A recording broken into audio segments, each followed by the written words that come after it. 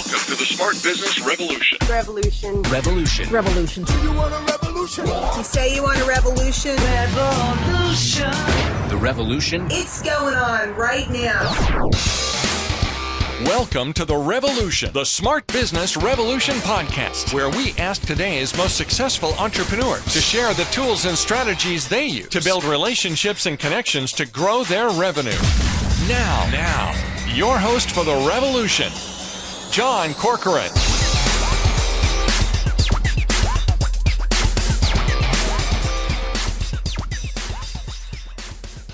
All right, welcome everyone. John Corcoran here. I'm the host of this show. Go check out, if you're new to this show, go check out some of my past interviews in the archives. Got all kinds of great episodes with smart CEOs, founders, and entrepreneurs of companies and organizations ranging from Netflix to Kinko's, YPO, EO, Activation Blizzard, Lending Tree, and many more. I'm also the co-founder of Rise 25, where we help connect B2B business owners to their ideal prospects, and super excited about my guests here today, who I'll tell you about. Two incredibly impressive guests. Dr. Ken Blanchard is one of the world's most influential leadership experts. He's the co-author of, get this, more than 65 books, including the iconic The 1 Minute Manager, with combined sales of over 23 million copies in 47 languages. 2005, he was inducted into Amazon's Hall of Fame as one of the top 25 best-selling authors of all time. He's also the co-founder of the Ken Blanchard Companies, an international training and consulting firm. And Randy Conley is the vice president and trust practice leader for the Ken Blanchard Companies. Trust Across America has recognized Randy with a Lifetime Achievement Award as a top thought leader in trustworthy business behavior. And he's a founding member of the Alliance of Trustworthy Business Experts, Inc.com, named Randy a top 100 leadership speaker and thinker, and American Management Association included him in their leaders to watch. Their new book is Simple Truths of Leadership, 52 Ways to be a Servant Leader and Build Trust, Making Common Sense Common Practice. This is the book right here. Super excited to talk to both of them about it. Of course, this episode is brought to you by my company, Rise 25, where we help B2B businesses to get clients, referrals, and strategic partnerships with Done For You podcasts and content marketing. You can go to rise25media.com to learn all about it. And all right, I'm super excited to have both of you guys here today to talk about the new book. And Dr. Blanchard, I'll start with you. So first of all, you're 60 books, 65, 66 books in at this point. Why now? Why this book? What inspired it? And why did you want to write this book? Well, I tell you, John, my mission statement starts with, I want to be a loving teacher, an example of simple truths. And so I've been trying to look for simple truths all along. The 1 Minute Manager was a simple truth book. It had three, little goals: 1 minute goal setting, 1 minute praising, 1 minute redirection. So my recently celebrated the 62nd anniversary of my 21st birthday. And so I said, what am I going to leave behind? And I said, I would like to really pull all together as many of the simple truths I've been writing about in one place. And I've gotten really excited about servant leadership in recent years. And talking with Randy, servant leaders build trust, and trust and servant leader, as Randy says, go like peanut butter and jelly. And so we decided to write this book in an easy way. So on one side of the page is a simple truth, like the key to developing people is to catch them doing something right. And then the other side talks first why people aren't doing it. I ask people, how do you know whether you're doing a good job? The number one response I get is, nobody's yelled at me lately. No news is good news. And, seagull management is still alive and well. And it's really been fun. And then at the bottom of every page, it says how to make common sense common practice. And there's 26 on servant leadership and 26 on trust. And Randy's the expert on trust, and he does that area. And so it just was a natural way to go. Don't you think, Randy? Yeah, it sure was. And we had a blast putting the book together, John. As you can imagine, I've worked with Ken for over 25 years. And so he's been a huge mentor of mine, and I share the same philosophy on leadership. No surprise there. We like to make things simple and actionable for people. And this was our attempt at making a little dent in that universe of spreading the good news of servant leadership and building trust. Yeah, Randy, I want to ask from your perspective, many of the guests I've interviewed over the years, I love asking people about teaming up with a mentor. And you mentioned that Ken's been a mentor for you. But this is a new experience. He comes down the hallway or virtual hallway, knocks on your door and says, let's write a book together. And this is like an author who's kind of well-known, well-respected. Are you thinking like, geez, I better not screw this one up? I mean, what was your perspective like when he said, let's write a book together? Yeah, when he first said that, I don't know, maybe 5-6 years ago, when we first started tinkering with this idea, I sort of looked to my left and looked to my right as like, who's he talking to? Oh, me. But in all seriousness, I've been in the field of trust for a little over 15 years, and I've been writing a weekly blog article on my blog, Leading with Trust. It's had over 4 million views since its inception. And so I had been doing a lot of work in trust, and Ken and I were chatting one day, and we said, you know what, we should do something about the combination of servant leadership and trust. And as we started talking more about it, this idea of simple truths, sort of these bite-sized nuggets of leadership wisdom, percolated to the top. And if there was a good thing that came out of COVID in 2020, it was that summer. It sort of gave us a little time and space in our calendars to really sit down and put something together and get it over to a publisher. And next thing you know, here we are talking to you, John. Right. And I'll go back to you, Dr. Blanchard. Now, the publishing schedule, it takes a long time, many years. And you mentioned, Randy mentioned that the book was conceived before the pandemic hit. We're recording this in 2022. So, Dr. Blanchard, did the pandemic cause you to rethink what you wanted to say in this book in any way?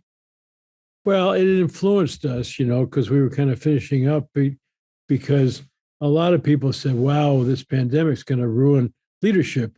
No, I think because of Zoom and other technology, you can stay in touch with your people now much more than ever before.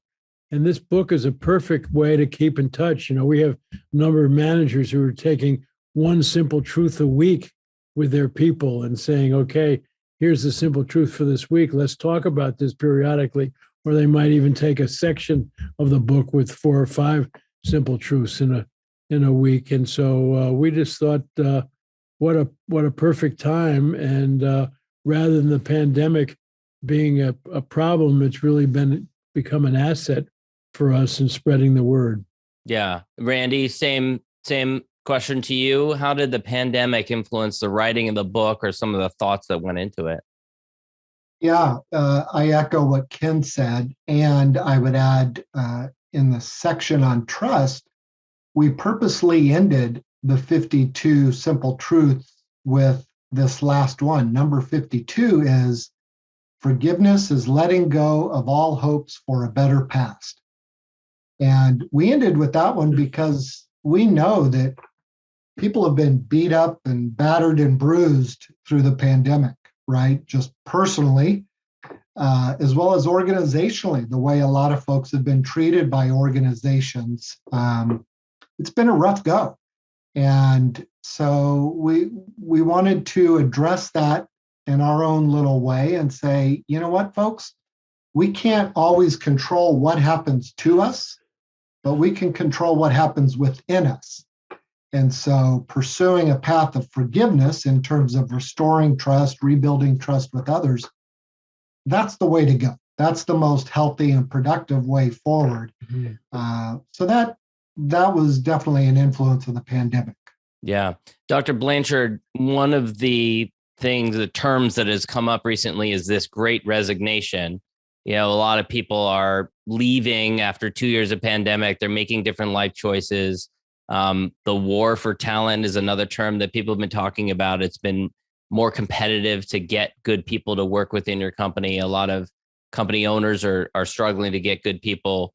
What are some of your thoughts on that approach and what advice are you giving to companies right now that are experiencing that?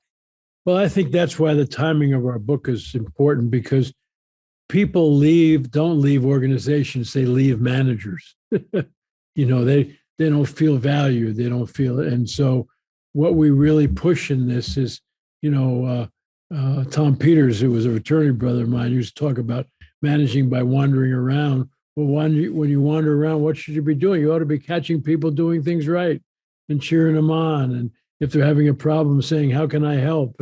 And all, because the big philosophy that we think is so important in these times is effective leadership is about we, not me. And we're in this thing together. And so I think that's been a positive thing that's come out of all this. Yeah. And Randy, similar thoughts on the Great Resignation and companies that are struggling to attract great talent within their organization?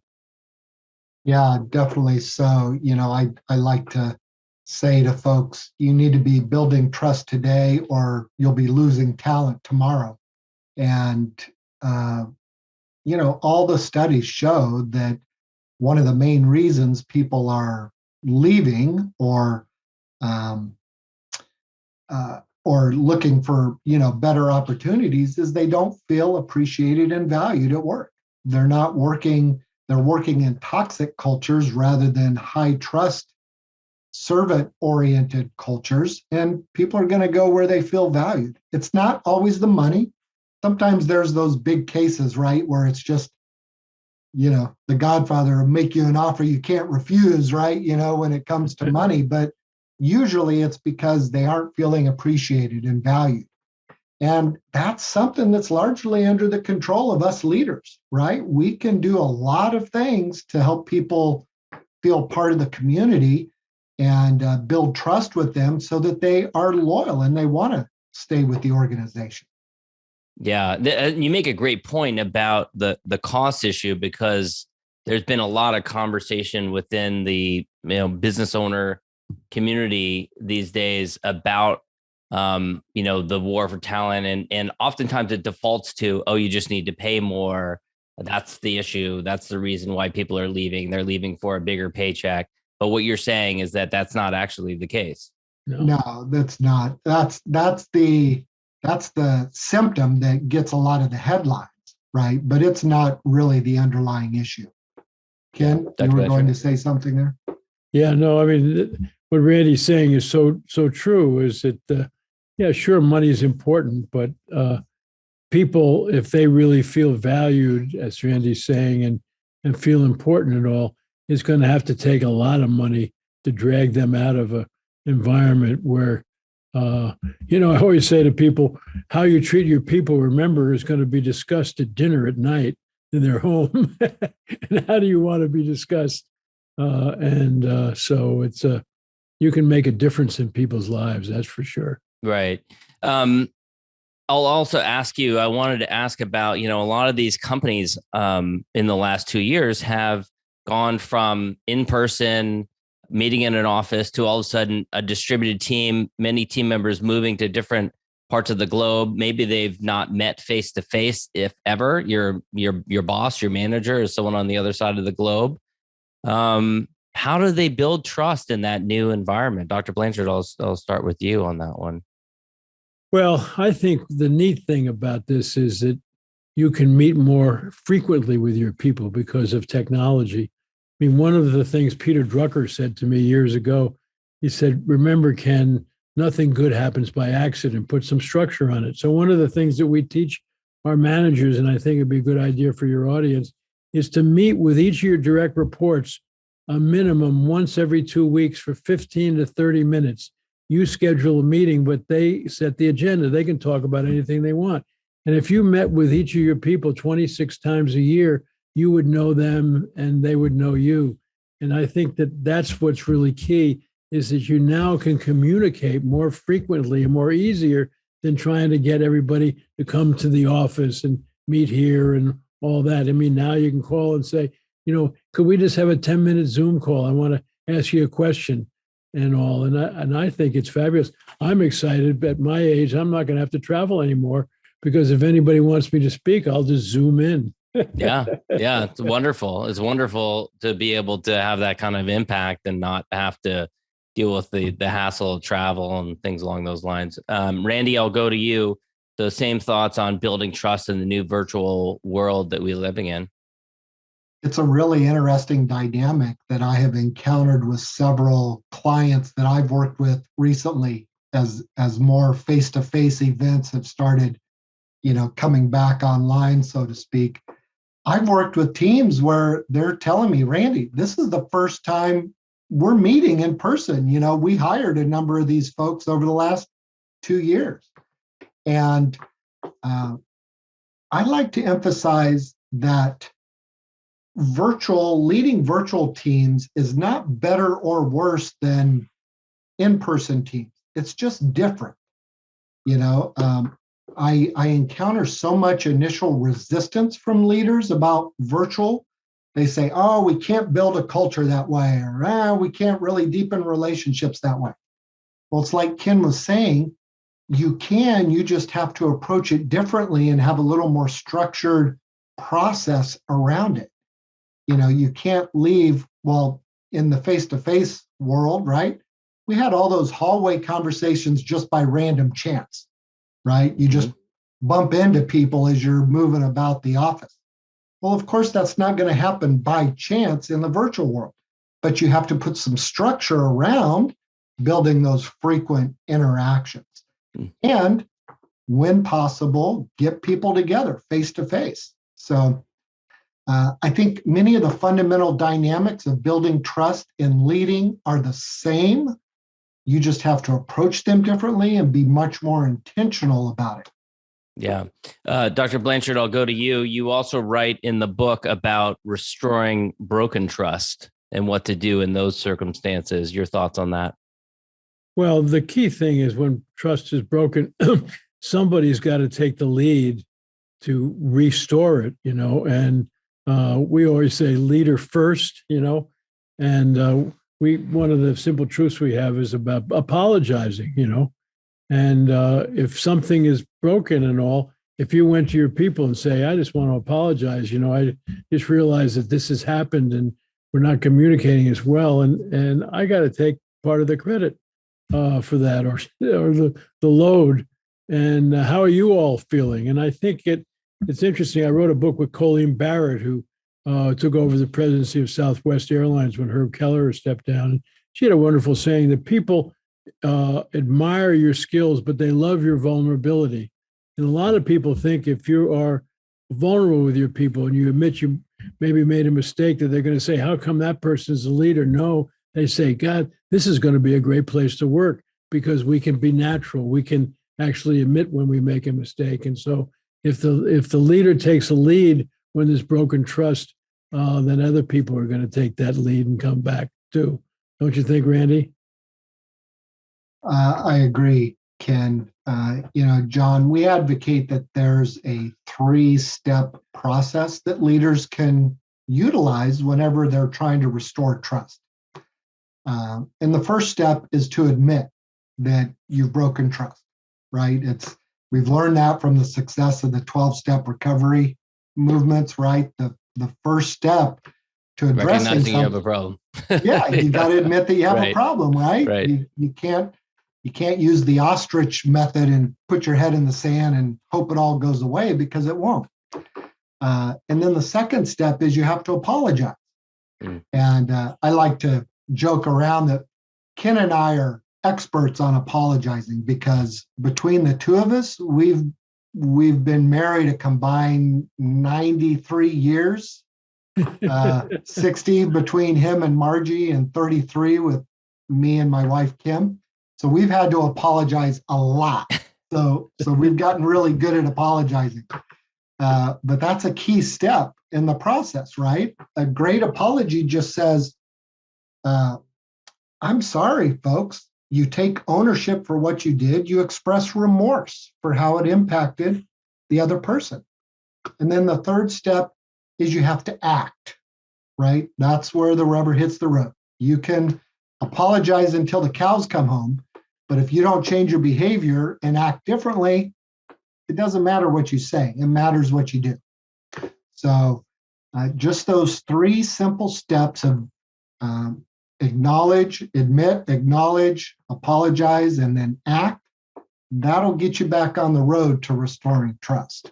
I feel like there are so many examples in the media that you see of business leaders who make a mistake and then struggle with that apology piece. Oh, it is so fascinating.